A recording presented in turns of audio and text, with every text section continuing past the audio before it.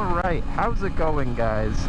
Today I want to talk about the different types of bikes to start on. Now, I know most people say you should start on a 300, and while I completely agree, other people say, oh, you can totally start on a 600. So today we're going to kind of explore the different options that you'd have between these and, maybe go over their pros and cons. Alright, so what we'll do is we'll break this down into a couple different categories. We'll do power, handling, and we'll do, as a last category, we'll do like, I don't know, everyday use or something like that. So starting with power, you've got your 300s, and your 300s, they all deliver around 40 horsepower, right? So, it's not a lot, but it's quick. You're going to be faster than a lot of these cars on the road still. Not once you get into the higher RPMs and the high, well, not RPMs, but the higher speeds. That's when you'll really start to notice it kind of taper off, and that's when cars will start to keep up with you. So, for example, like a Maxima with an R3, a Maxima is going to roast a little R3, man. Once you get up to speed, that R3 doesn't stand a chance. The R3 tops out at around 120. But of course, you've got other sport bikes too. You've got the Ninja 300, you've got the Ninja 400. It's not a 300, but it's comparable to it. It's got a little bit more horsepower. So the horsepower is definitely there. It can definitely get you going on the highway, but at the same time, it's not enough to overpower someone that's completely new to the riding scene. And then between the 600 and the 300, you've got the 650. My buddy of mine actually started on a 650, and he loves it. It's got a great 0 to 60, a lot of torque down low, so you can have a lot of fun with that stop and go stuff. And it's still not too powerful to overwhelm a beginner. The 650, or at least the Ninja 650, delivers, I want to say, 70 horsepower. I'm pretty sure it's 70. You could always look it up and check, but I'm pretty sure it's 70. And those are also a great bike to start on and to get going. But then you also have the 600s, and this is where the controversy starts to kick in, really. You've got the 600s, and they deliver roughly 115 to 120 horsepower. That's a lot of horsepower for someone that's brand new to riding. We've got a little group of riders behind us, but it looks like they're going down towards the city. That's a lot of horsepower to deliver for someone that's new. Would I personally recommend starting on a 600? No, absolutely not. This bike I'm riding now is a 600. This is a 2017 R6. Granted, this model does have the different modes. Hang on. I want to get into a spot where I'm not going to get hit by these cars before I start showing you guys.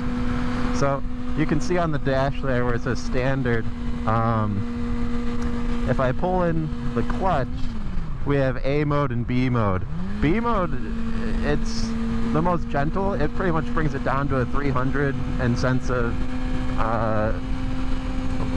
like power delivery. It's pretty docile. It's pretty, like I can crank the throttle and it's not going to get out of control. That's about the delivery that you could expect from a 300 or a 650 once you get up in those gears. It's linear is what I guess I'm trying to say. But then if you switch it over to A mode, now this throttle is a lot more responsive. So, if I lay on the throttle a little bit more, it could really set us up for a bad day. So we'll come around this corner.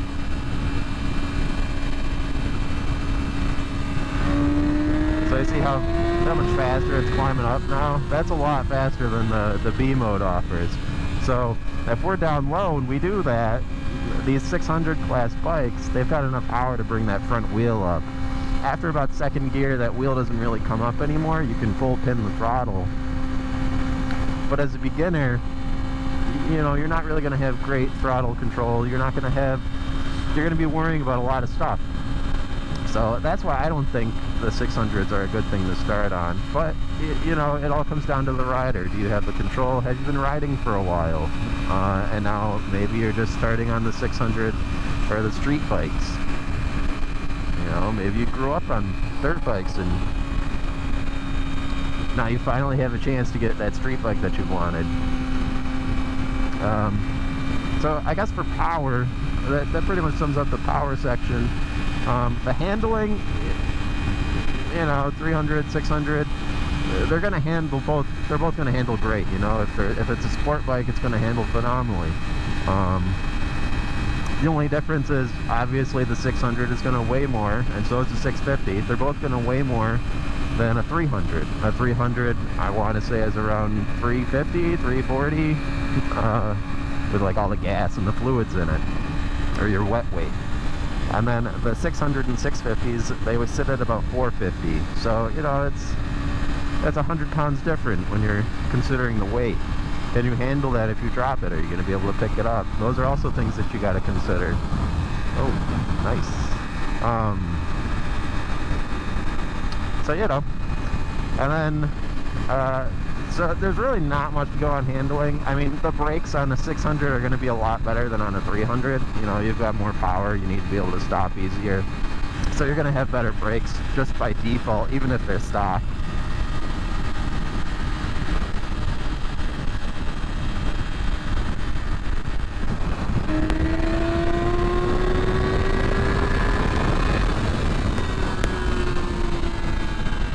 What else did I say that we were going to go over? Oh, everyday use. So everyday use, this is going to be a big one, and it's a pretty big deciding factor. So your 600s and your 650, well, the 650 and the 300, I'm going to class together for this one because of how similar they are. I guess we'll start with the 300s. So the 300s and the 650s, they're great for everyday use. You know, you're not crouched over in a super aggressive position like you are on a 600. I mean, after a while, you know, if you don't got a good back, this is going to really hurt your back. You're crouched over at like a 45-degree angle. It sucks. Now, once you get used to it, it's really not that bad. But, you know, before that, you're really going to be uncomfortable, you know? You're not going to want to ride for a long period of time. Whereas with the 300s, you're more of on an upright position. It's a comfortable seat. Oh, the seat, don't even get me started on the seat. The seats are phenomenal on a 300 and a 650. Those seats, super comfortable. You could sit on those all day. Literally all day. So just that alone might be a deciding factor for you. But the gas mileage, I was getting back on my R3 because I started on a 300. I was getting 55 miles a gallon. On this bike, I get maybe 32. Granted, I have some fun on the bike, you know. And if you keep it under 8,000 RPMs, you can get around 44. But that's another thing you got to think about is just the gas and the cost of the gas that you're going to be spending, or the money on gas you're going to be spending. You've also got to put regular gas in the 300 compared to premium in the 600s. You can also put regular in the 650. So, you know, overall, these 600s really they're not designed for street use. They're for the track. You can't really use all the power on the street without getting in trouble. Are they a lot of fun? Yeah, they are. But would I recommend starting on them? No, I wouldn't. If anything, if I could go back, would I start on a 300 or a 600? I probably wouldn't start on either of them. I'd probably start on a 650 or like an MT-07. Just because I think that's a great in-between bike. I think the power that you can get from a 650 is, well, first of all, it's almost twice as much as a 300, so, you know, you're really getting a good deal with those.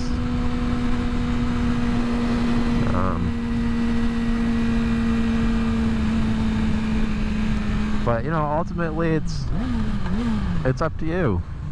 Get what you want, man, or girl, I guess. In the end, it's gonna be your bike. You know, don't let other people's decisions influence you. Just drive safe, ride safe, and don't make any stupid decisions, and you'll be fine. That's really all it comes down to. Is now, if you're a young guy or young girl, definitely don't start on a 600. You're gonna want to pin this thing all the time. I know that for a fact. You can be like, oh no, I'll keep it down. I'm not gonna pin the throttle. I'll grow with the bike. No, trust me. You're gonna make a few mistakes. You're gonna get scared. You're gonna just crank on the throttle, and that bike's gonna take off on you. That's it. Game over. Your bike's down. You could be seriously hurt. Don't start on a 600 if you're young. If you've got some experience with bikes, maybe a different story. But as far as I know, that's about it, guys. Hope you enjoyed the video. If you can, like and subscribe. Leave a comment down below. Maybe you've already been riding for a while. What'd you start on? What are your thoughts? What are your opinions on the whole thing? But until next time, I'll catch you guys later.